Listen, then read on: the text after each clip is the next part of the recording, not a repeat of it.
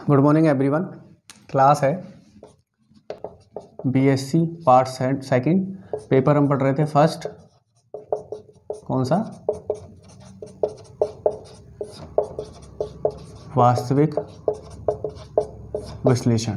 Class है आपकी 24। ठीक है, देखिए लास्ट क्लास में हमने डार्बू प्रमेय पढ़ी, स्टेटमेंट पढ़ा डार्बू प्रमेय का, क्या होती है क्या नहीं होती। देखो मैं कल एक चीज़ बताना भूल गया था आपको कि डार्बू प्रमेय जो आएगी, या तो आपको डायरेक्ट पूछ लेगा वो कि डार्बू प्रमेय को सिद्ध कीजिए, वहां आपको कथन नहीं देगा, वो वहां आपको कथन नहीं देगा। याद रखना ये चीज़। अगर उसने क्वेश्चन कर लिया, देखो क्वेश्चन दो तरीके से बनता है प्रमेय का, दो तरीके से आ सकता है। जो नाम की प्रमेय होती है ना, देखो जो डायरेक्ट प्रमेय है वो तो आपको डायरेक्ट आएगी, उसमें तो स्टेटमेंट आपको आएगा, कथन आएगा। लेकिन अगर आपके पास कोई नाम की प्रमेय है जो मैथमेटिशियंस के नाम पे हैं, तो वो या तो नाम से आएंगी, जैसे आपसे कह दिया जाएगा डार्बू प्रमेय को सिद्ध कीजिए और एक उदाहरण दीजिए, या तो ऐसे क्वेश्चन आएगा, या आपको कह देगा कि आपको स्टेटमेंट लिख देगा, कथन जो लिखवाता हूं ना प्रमेय वाला, वो कथन लिख देगा, तो आपको पहचानना है कि वो कौन सी प्रमेय है। इसलिए कथन को भी आपको ढंग से पढ़ना है और समझना है।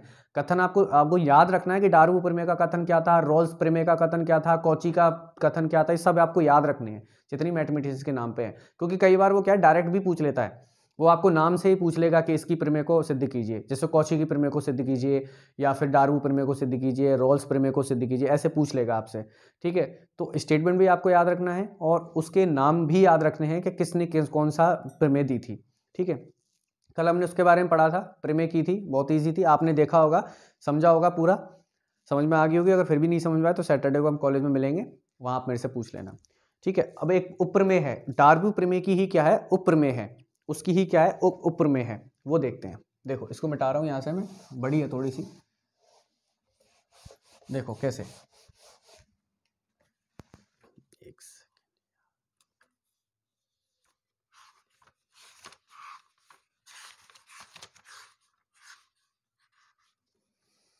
देखिए उपप्रमेय, डार्बू प्रमेय की उपप्रमेय क्या है। देखो, एक वास्तविक मान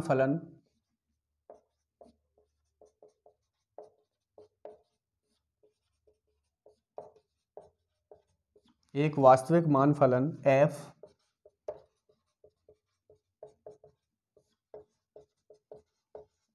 अंतराल AB पर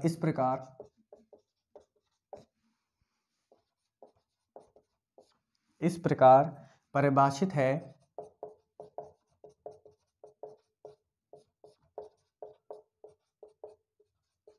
ताकि f' अंतराल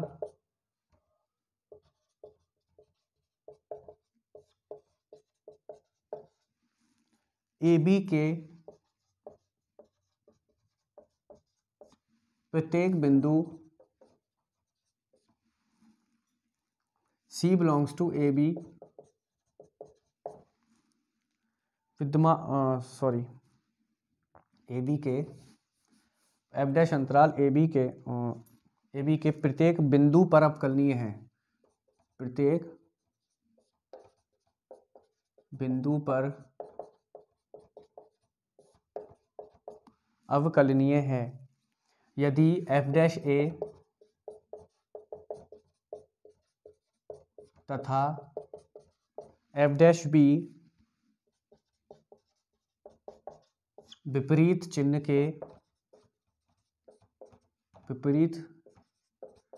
के हो तो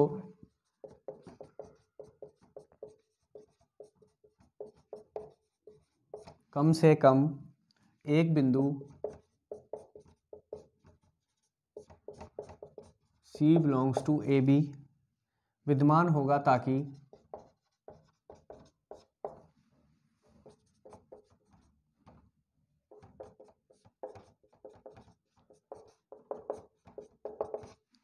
f' बराबर 0। तो सबसे पहले तो हम ये चीज देखेंगे कि दोनों प्रमेय में अंतर क्या है। इससे पहली जो प्रमेय थी डार्बू प्रमेय थी और ये उपप्रमेय है, इन दोनों में अंतर क्या है, क्योंकि आपको अंतर पता चलेगा तभी आप पता लग पाओगे कि सिद्ध क्या करना है। तो वो पहली प्रमेय जब हमने पढ़ी थी वहां पे कंडीशन यहाँ तक तो सेम थी कि f' क्या होगा, अवकलनीय होगा, अंतराल AB के प्रत्येक बिंदु पर अवकलनीय होगा। यहाँ तक तो दोनों प्रमेय सेम है। अंतर कहाँ आया है, अंतर यहाँ पे आया था यहाँ पे आया है अंतर इस प्रमेय में, एफ डैश ए तथा एफ डैश बी विपरीत चिन्ह के हैं। वहां पे कहीं भी एफ डैश ए और एफ डैश ई के बारे में ये नहीं कहा गया था कि चिन्ह समान है या विपरीत है, उन्होंने ये कहा था कि एफ डैश ए और एफ डैश बी क्या रखेंगे, ए और बी के बीच की वैल्यू रखेंगे, प्रत्येक वैल्यू क्या करेंगे, विद्यमान होगी। लेकिन यहाँ पे चिन्ह की बात हुई है, बस यहाँ पे ये फर्क आया है। बाकी वहां भी हमने एफ डैश सी बराबर 0 सिद्ध किया था, यहाँ भी एफ डैश सी बराबर 0 सिद्ध करना है। बस फर्क किस चीज का आया है, देखो वहां पे क्या था, चिन्ह के बारे में कोई बात नहीं की गई थी, ना एफ डैश ए का चिन्ह बताया था कि विपरीत होगा, कि धनात्मक होगा, कि ऋणात्मक होगा, ना एफ डैश बी के बारे में बताई गई थी। लेकिन यहाँ पे कहा गया है कि एफ डैश ए और एफ डैश बी दोनों विपरीत होंगे, यानी अगर एफ डैश ए धनात्मक हुआ तो एफ डैश बी क्या होगा, ऋणात्मक होगा, या एफ डैश ए अगर ऋणात्मक हुआ तो एफ डैश बी क्या होगा, धनात्मक होगा।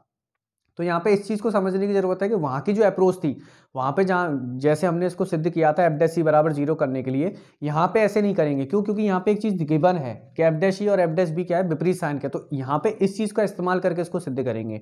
उपपत्ति लिखा रहा हूं, देखो इसमें केस बनते हैं, दो बनते हैं, दो केस बनेंगे। पहला केस तो क्या बनेगा कि या तो एफ डैश ए ग्रेटर देन 0 हो सकता है, दो केस बनेंगे। पहला केस क्या कि एफ डैश ए ग्रेटर देन 0 हो, या F dash B less than 0 हो। दूसरा केस क्या बन सकता है कि F dash B less than 0 हो, F dash be greater than 0 हो। इन दो से ज्यादा केस नहीं बनेंगे, तो इन दो केस के ऊपर से हम सिद्ध करके देखेंगे। ठीक है, देखो कैसे। उपपत्ति, उपपत्ति तो पहला केस ले रहा हूं, यानी माना एफ डैश ए क्या ग्रेटर देन 0 है और एफ डैश बी का लेस देन 0 है। पहले मान के चल रहा हूं, माना एफ डैश ए ग्रेटर देन 0 तथा F dash B less than 0। अब एफ डैश ए के प्रत्येक बिंदु, हाँ अब ये क्या दे रखा है हमें, अब ये चीज तो मैंने लेके चल लिया। अब मुझे दे रखा है एफ डैश क्या है हमारे पास, प्रत्येक बिंदु पर अवकलनीय है। अवकलनीय है तो सतत भी होगा, उस पर मैंने बताया था। अवकलनीय है तो सतत होगा, सतत है तो परिबद्ध होगा, परिबद्ध है तो उसका उच्चक मान विद्यमान होगा। इस टाइप से फॉलो करेंगे हम। अब एफ डैश ए बी पर अवकलनीय फलन है, इंप्लाइज एफ ए बी पर सतत फलन होगा, इंप्लाइज एफ ए बी में परिबद्ध फलन भी होगा। ये चीज कल भी बता चुका हूं मैं। परिबद्ध होगा तो यानी फलन एफ ए बी में उच्चक तथा निम्नक मान ग्रहण करता है। यानी परिबद्ध हुआ तो उच्चक और निम्नक मान भी ग्रहण करेगा। तो वही हम क्या मानेंगे, हम मान लेंगे एम को इसका उच्चक मान होगा। ठीक है, इसको मिटा रहा हूं यहां से।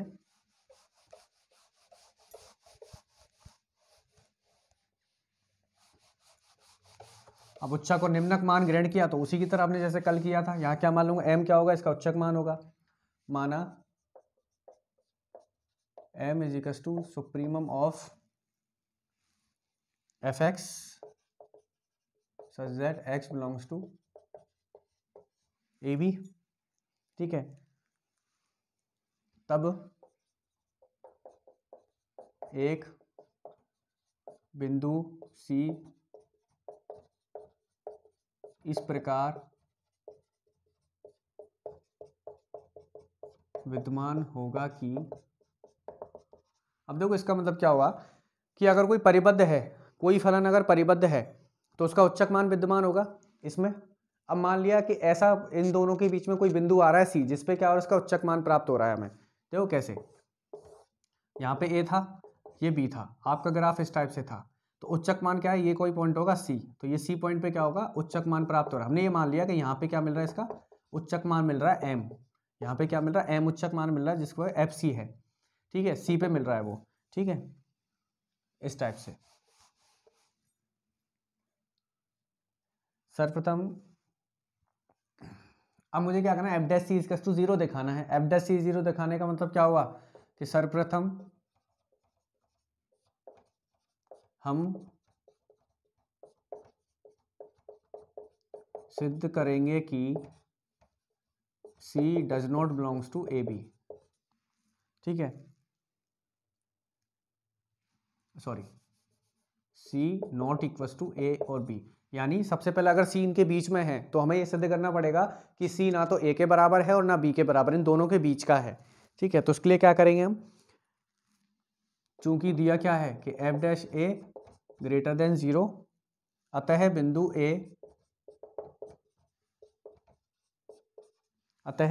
ए का एक प्रतिवेश ए प्लस डेल्टा विद्यमान होगा जिसमें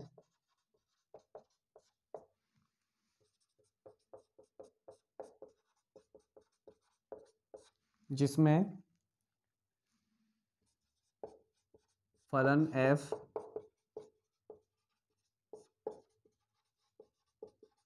निरंतर वर्धमान है, अर्थात x ग्रेटर देन ए प्लस, ये कल भी बताई थी तो मैं इसको ज़्यादा डिटेल में नहीं बताऊंगा, कल मैंने बता चुका हूँ तरीके से, इस टाइप से होगा। तो वही बताया था मैंने, इसलिए फलन f x बराबर a पर उच्चक मान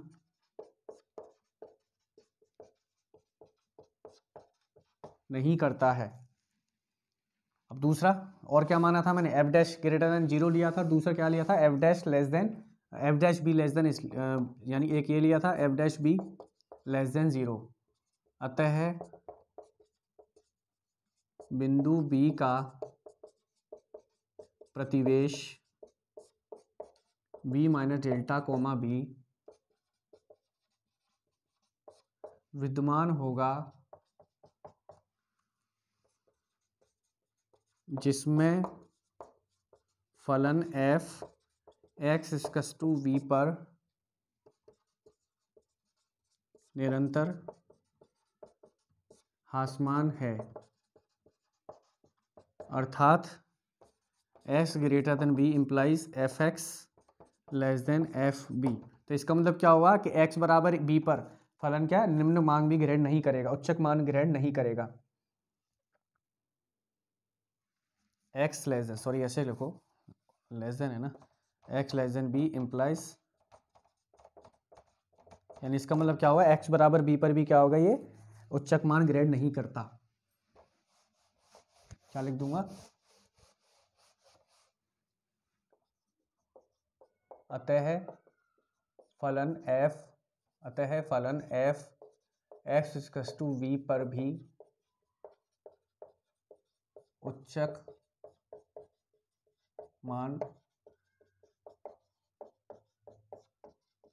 ग्रहण नहीं करता है, उच्चक मान ग्रहण नहीं करता। अब हम क्या प्रदर्शित करेंगे, वही F dash C equals to 0, अब हम प्रदर्शित करेंगे F dash C is equals to 0। तो वही प्रोसेस दोबारा, पहले क्या लिखेंगे, F dash C greater than 0 लेके चलेंगे, फिर F dash C less than 0 लेके चलेंगे। माना F dash C greater than 0, तब बिंदु सी का एक प्रतिवेश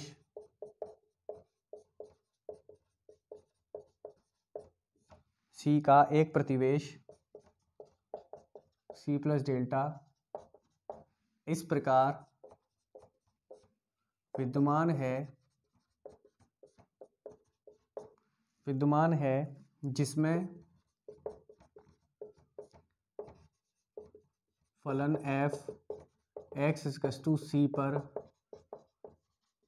निरंतर वर्धमान फलन है, अर्थात s greater than c implies F X greater than F C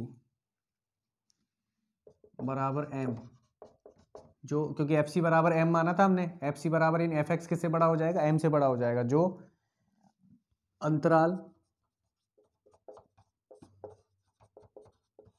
A B में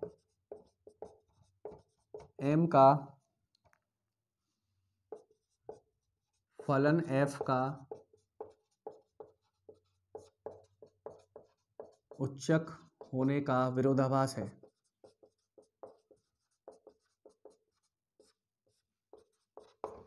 अब दूसरा केस क्या लूंगा, F dash C less than zero. दूसरा क्या लूंगा, F dash C less than zero.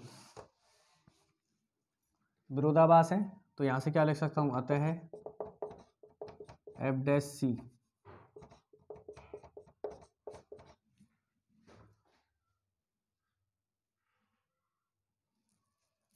F dash C greater than zero. दूसरा case क्या लूंगा, एफ डैश सी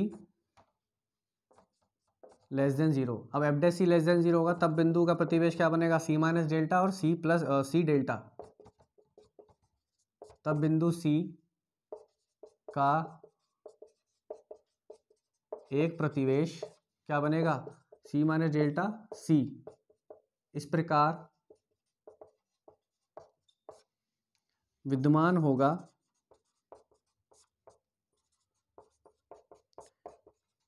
जिसमें फलन F X equals to C पर निरंतर ह्रासमान फलन है, अर्थात x less than C implies F X less than F सी।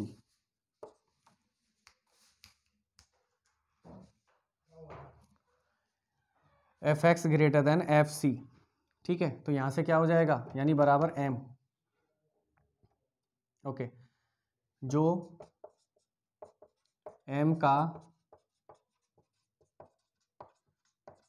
उच्चक होने का विरोधाभास है, उच्चक होने का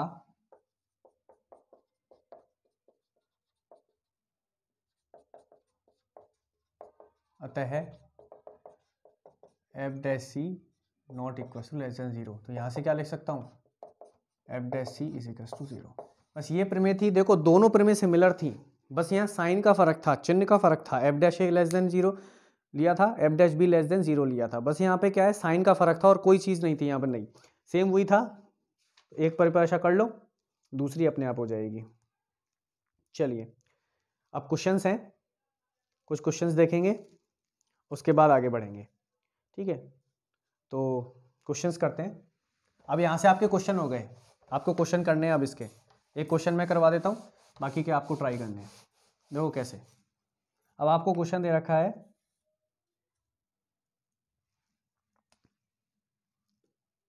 F X is equal to X 1+1/3 sine log X square X not equal to zero और X is equal to zero पे वैल्यू है zero, ठीक है। पूछा है तब एव सर्वत्र सतत है लेकिन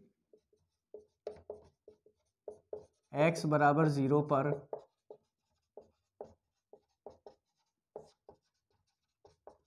अवकलनीय नहीं है, ये सिद्ध करना है। तो वही सॉल्यूशन, पहले हम क्या दिखाएंगे, सतत दिखाएंगे। सतत के लिए क्या होना चाहिए, दाईं सीमा बराबर बाईं सीमा होनी चाहिए, यानी लिमिट जीरो पे चेक करूंगा, x tends to zero plus F X. यहाँ से क्या आ जाएगा, limit s tends to zero F zero plus H. तो limit s tends to zero यहाँ पे पुट करूंगा 1+3 साइन लॉग, ये आ गया।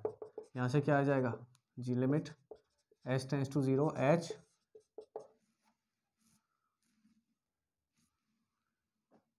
3 साइन लॉग h स्क्वायर। अब देखो यहाँ पे अगर s टेंस टू जीरो डालोगे तो ये क्या बन जाएगा, ये लॉग जीरो इन्फिनिटी बनेगा और ये क्या बनेगा, जीरो इंटू इन्फिनिटी। तो इसको सॉल्व ना करने से अच्छा, हमें पता है ये कहाँ तक जाएगा, ये 1 तक जाएगा, तो ये इसकी सीमा आएगी जीरो, इसकी सीमा आएगी zero.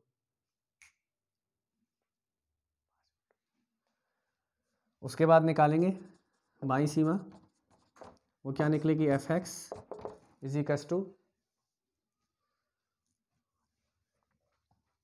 Limit H tends to 0 F 0 minus H, direct put कर रहा हूँ अब यहाँ पे, limit H tends to 0 minus H 1+3 sine log H square ही बनेगा, क्योंकि माइनस एच स्क्वायर करोगे तो एच स्क्वायर ही बनेगा। तो यहाँ से भी इसकी सीमा क्या आएगी, 0 आ जाएगी। तो यानी दाईं सीमा और बाईं सीमा बराबर हो गई, तो यहाँ से हम कह सकते हैं ये फलन क्या होगा, सतत होगा।